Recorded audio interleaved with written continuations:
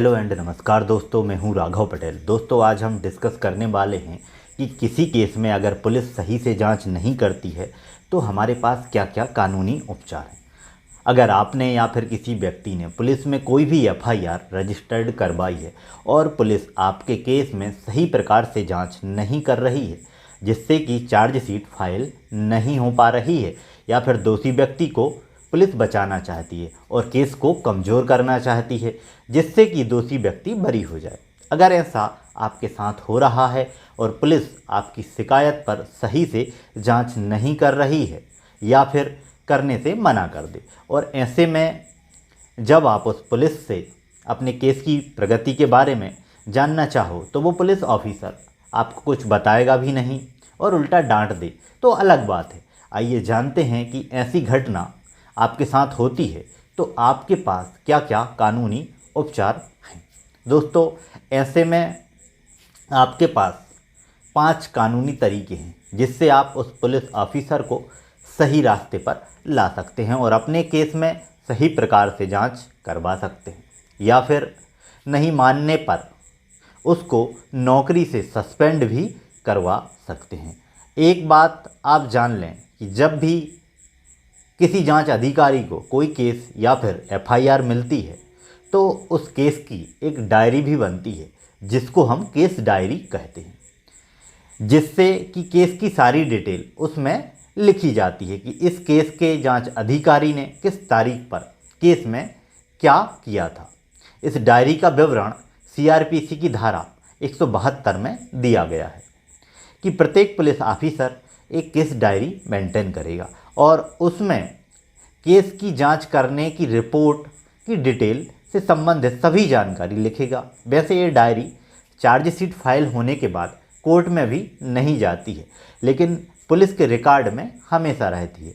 इससे केस में police officer यानी इन्फॉर्मेशन ऑफिसर की काबिलियत और उसके केस को इन्वेस्टिगेशन करने का पता चलता है कि उसने केस को किस तरह से हैंडल किया है। आइए जानते हैं उन 5 तरीकों के बारे में। सबसे पहला होता है दोस्तों राइट टू इन्फॉर्मेशन यानी आरटीआई। अगर कोई भी पुलिस ऑफिसर आपकी एफआईआर पर सही प्रकार से कोई भी जांच नहीं कर रहा है तो ऐसे में आप अपने इलाके के डीसीपी या फिर एसपी कमिश्नर ऑफिस में आरटीआई लगाकर उससे अपने केस में प्रगति की जानकारी ले सकते हैं, जिससे कि आपको पता लगे कि आपके केस में क्या चल रहा है।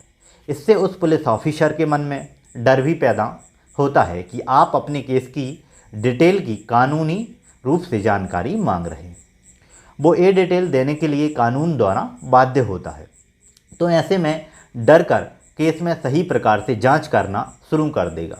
इसके अलावा आप कल को उसके खिलाफ कोई भी शिकायत करते हैं तो और उससे साबित करने के लिए आपके पास सबूत भी मिल जाता है। अब दोस्तों नंबर 2 पर हम बात करेंगे बड़े ऑफिसर को शिकायत।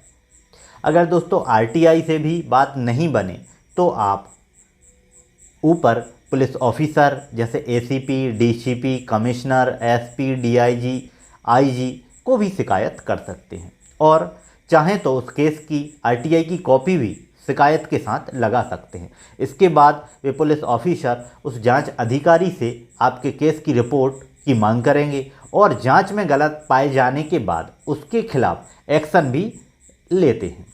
वे उसको डांटकर आपके केस में सही जांच करने के लिए कह सकते हैं, या फिर किसी और को आपका केस सौंप सकते हैं, या फिर उस जांच अधिकारी की ट्रांसफ़र भी कर सकते हैं, या फिर उसको सस्पेंड भी कर सकते हैं। नंबर 3 है कोर्ट में स्टेटस रिपोर्ट की मांग। अगर पुलिस ऑफिसर से शिकायत करने के बाद भी बात नहीं बने तो आप कोर्ट का सहारा ले सकते हैं। इसके लिए आप कोर्ट में धारा 156(3) सीआरपीसी में स्टेटस रिपोर्ट की एप्लीकेशन लगा सकते हैं। वैसे इस धारा में एफआईआर रजिस्टर्ड होती है, लेकिन हम इसी धारा में स्टेटस रिपोर्ट भी मंगवा सकते हैं। इससे आप धारा 172 और 173 सीआरपीसी को मेंशन कर सकते हैं।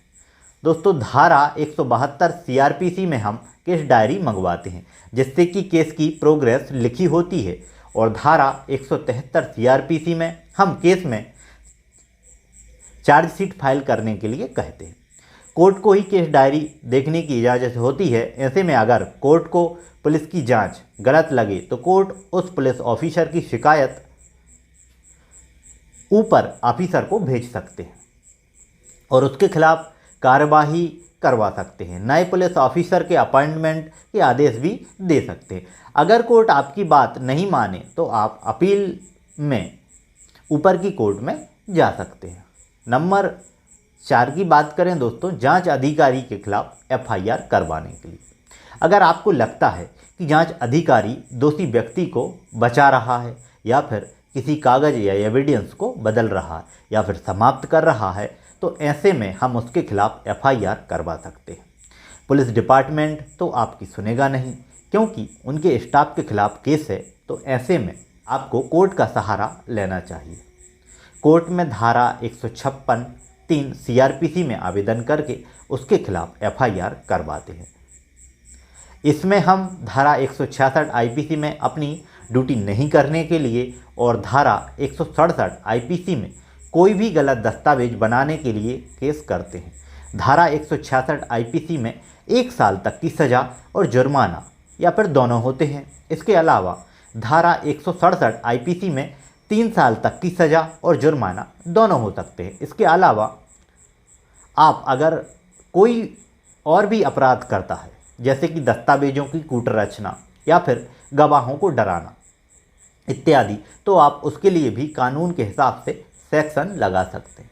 हाई कोर्ट में धारा 482 सीआरपीसी या आर्टिकल 226 में आवेदन देना। दोस्तों, अगर पुलिस फिर भी आपकी नहीं सुनती है या फिर कोर्ट में आपके लिए कोई अप्रिशिएट आदेश नहीं देती है, तो आप सीधे हाई कोर्ट में अपने लिए धारा 482 सीआरपीसी में जा सकते हैं। ऐसा कुछ नहीं है कि केवल दोषी व्यक्ति इस धारा में जा सकता है, शिकायतकर्ता भी इस धारा में जा सकता है। हाई कोर्ट इसमें उस जांच अधिकारी को बुला करके रिपोर्ट लेती है, उसकी केस डायरी देखती है।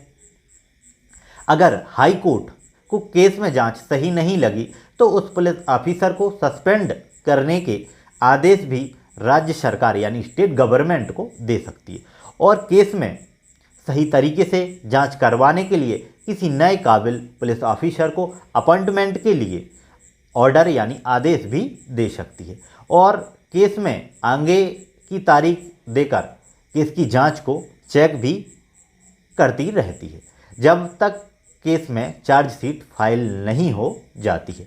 आशा है दोस्तों आपको यह वीडियो पसंद आई होगी। वीडियो से रिलेटेड आपका कोई क्वेश्चन है तो आप हमें कमेंट करके बता सकते हैं।